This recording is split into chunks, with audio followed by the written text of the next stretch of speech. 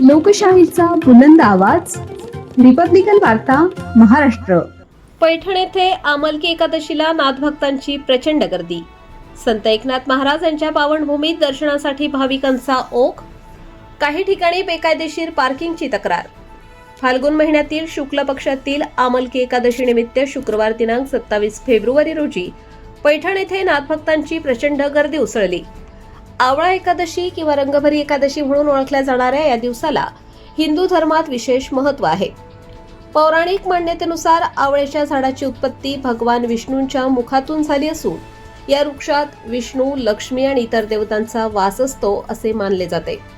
यंदा आमलकी एकादशी तिथीची सुरुवात 27 फेब्रुवारी रोजी मध्यरात्री 12:33 झाली असून तिथी समाप्ती रात्री 10:32 झाली.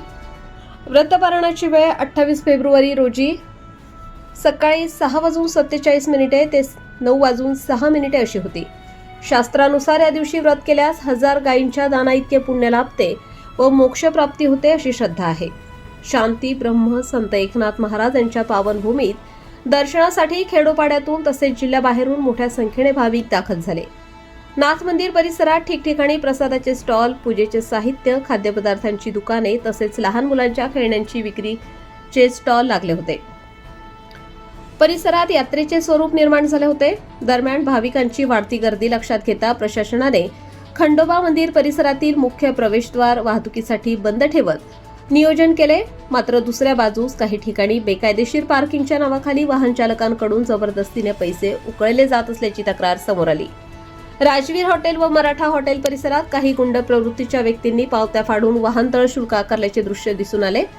या प्रकाराकडे संबंधित यंत्रणांचे दुर्लक्ष होत असल्याबाबत नागरिकांमध्ये नाराजी व्यक्त होत आहे. एकूणच आमलकी एकादशी निमित्त पैठण नगरी भक्तिभावाने न्हाऊन निघाली. मात्र व्यवस्थापनातील त्रुटींमुळे काही प्रमाणात गैरसोयींचा सामना भाविकांना करावा लागल्याचे चित्र दिसून आले. रिपब्लिकन वार्ता, महाराष्ट्र न्यूज. पैठण प्रतिनिधी राहुल गिरे, Chhatrapati Sambhajinagar. Subscribe now and press the bell icon. Never miss an update.